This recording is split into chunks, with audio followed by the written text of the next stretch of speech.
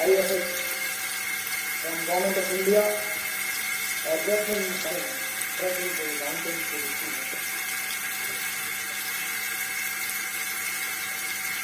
मेरे साथ आज इस कार्यक्रम में एक और भी ड्यूटी एक ऐसा विषय आया है जो नजर से लोग आए मीडिया उन्हें स्पॉट कर रही है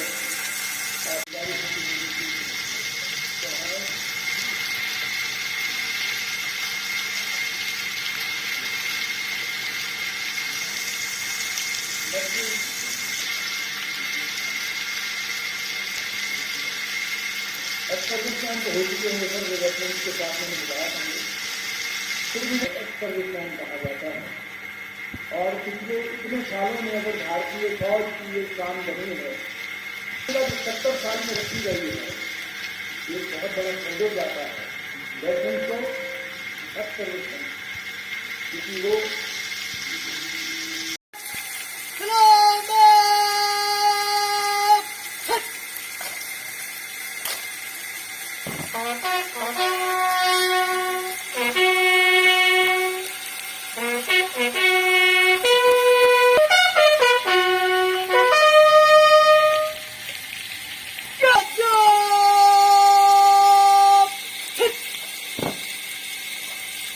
जिसमें के हमारे साथ पूरा का पूरा धोखा किया। क्या कहने आपके पूरे खानदान को हिम्मतकश जन कल्याण समिति द्वारा नेगेटिव सोचते कि हम मर जाएंगे, हिंदुस्तान को बड़ा खतरा है, बहुत ही है वो, कोई खतरा नहीं है दोस्तों।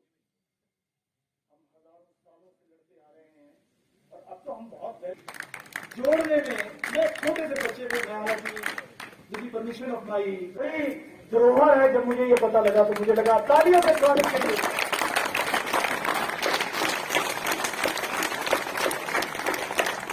Thank you.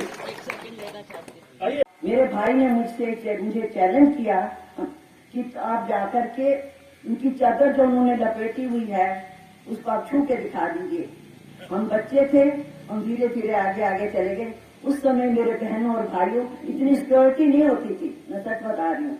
बड़े आराम से 2 गेट थे, इस एक गेट से हम लोग जाते थे, एक गेट से VIP आते थे और हम लोग बच्चे थे, हमने बड़े आराम से जाकर के उनके साथ ही चले जाना और उनके पास बैठ जाया करते थे।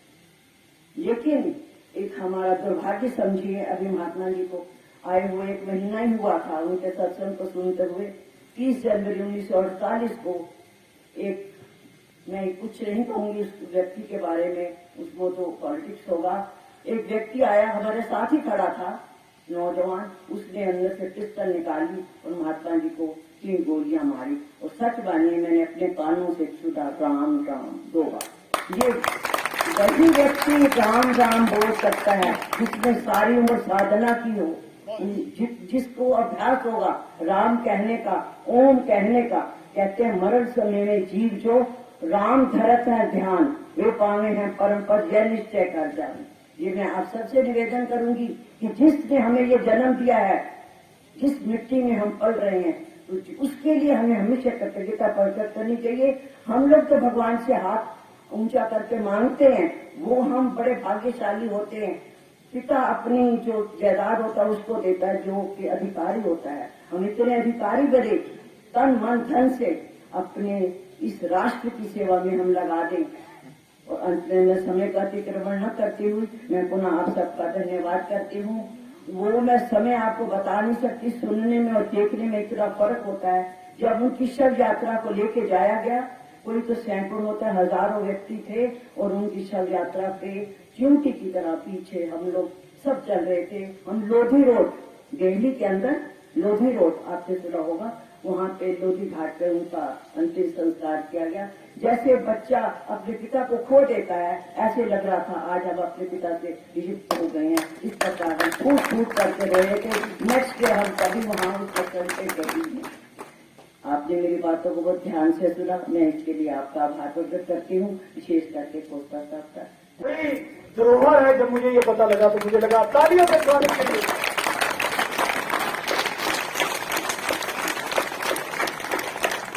Thank you. खुदी को कर बुलंद इतना, हर तकदीर से पहले खुदा बंदे से आकर पूछे बोल तेरी रजा क्या है। ये 527 जवान सोल्जर्स, ऑफिसर, जेसीओ जवान, सब सोल्जर्स हैं। हम जब चिट्ठी में लिखते हैं नीचे अपना नाम, हम लिखते हैं योर सोल्जर। कोई रैंक नहीं होती है हमने।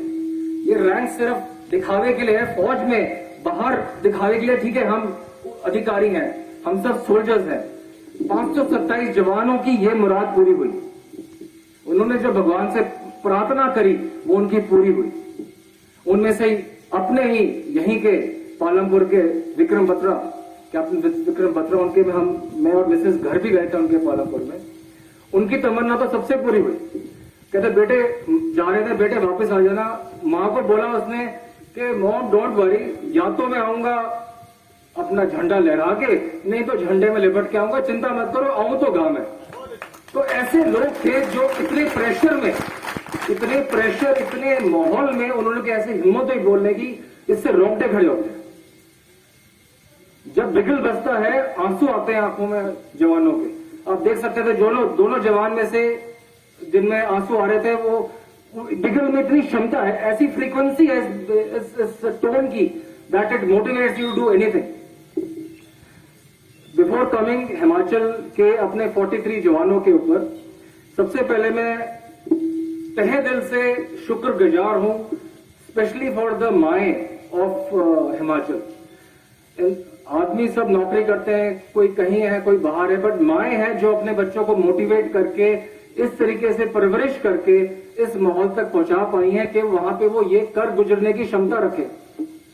अभी आप देखिए 2006 में मैं द्रास में था,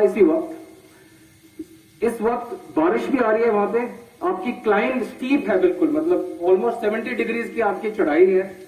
आपको कुछ नहीं पता है ऊपर क्या है, और ऐसे तौर में बगैर एक्लिमेटाइज हुए, एक्लिमेटाइज मतलब हमारा डलहौजी 6000 फीट पर है, अपर बकरोटा 7000-8000 फुट पर है, और वो जो हाइट्स थी वो 18000 फुट पर थी। 18000 फुट पे आपको सांस नहीं आता है। सांस से मैं आपको बताऊंगा, कोविड का माहौल है, आप ऑक्सीमीटर लगाते हैं, ऐसे ऑक्सीमीटर, उससे मालूम चलता है आपकी रीडिंग 95, 98 आपकी ऑक्सीजन है। वहां पे आज की तारीख में भी जो हमारे जवान यहां पर रह रहे हैं, वो ऊपर जब आते हैं उनकी ऑक्सीमीटर में रीडिंग क्या आ रही है? 87। 18000 फुट पर गलवान में 87 की रीडिंग आ रही है आपके ऑक्सीमीटर में। आपके पास ऑक्सीजन सिर्फ 87 पॉइंट्स है, जो कि आज की तारीख में सिविल हॉस्पिटल में एडमिट होकर आईसीयू में आपको भेज रहे हैं। और हमारे जवान, मेरी उम्र के ब्रिगेडियर साहब भी जो बैठे हैं, ब्रिगेडियर जितेंद्र साहब, उनकी भी जो ऑक्सीमीटर आ रहा है 87 आ रहा है, बट वो वहां डटे हुए लड़ रहे हैं। तो ये मोटिवेशन देश के प्रति बाद में है, पहले जो प्रति है वो अपने साथी के प्रति आती है। जो आपकी एक यूनिट है, पलटन है, उससे जो माहौल आप तक पैदा होता है, वही माहौल आपको इस दृढ़ निश्चय पे ले जाता है जहां पर ये सब कुछ आप कर सकते हैं। आई नॉट टेक लॉन्ग, बच्चे खड़े हुए हैं काफी देर से। वीर जवानों के बारे में तो अगर हम चलते जाए तो खत्म ही नहीं हो सकती बात। हमारी इतनी ऐसी हरकतें, ऐसे एक्शंस करे हैं कि पूछो मत। पूरे हिंदुस्तान के लोगों ने इसमें काम किया था। मैं यहाँ पे स्पेशली नॉर्थ ईस्ट के बारे में बताना चाहूंगा। जो हमारी ट्रुप 17 असम है, नॉर्थ ईस्ट है, नागालैंड, मेघालय, मणिपुर, मिजोरम। इनके 2 वीर सैनिक थे जिनके दोनों के घरों में मैं नागालैंड में पोस्टेड था, इससे पहले मैं मिलकर आया हूं। उनकी मदर ने अपने पोते को भी फौज में डाल दिया है, उसी यूनिट में जहां पर उनका बेटा किंगजे एंड उनके क्लिफोर्ड थे शिलोंग के, वो जहां पे शहीद हुए हैं। एंड आई वाज सरप्राइज कि कल 85 की उम्र में जो अपने सत्यपाल शर्मा जी हैं, उस उम्र की में भी वो कारगिल और द्रास में अपने नमन करने गए हुए थे। 80 प्लस उनके दादा हैं, मतलब whole family was there. In the end I just got a small this thing. ये बात हवाओं से बताए रखना, रोशनी होगी चिरागों से जलाए रखना, लहू देकर जिसकी हिफाजत हमने की, ऐसे तिरंगे को सदा इस हवा में बजाय लहराए रखना। Thank you so much on behalf of 323 Brigade. As officiating commander on behalf of Brigadier Jitendra Singh, he gave me a call yesterday.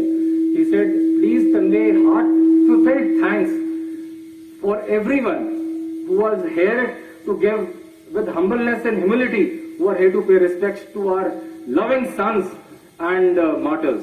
Thank you ever so much. Mr. 3 बार जय हिंद बोलिए प्लीज।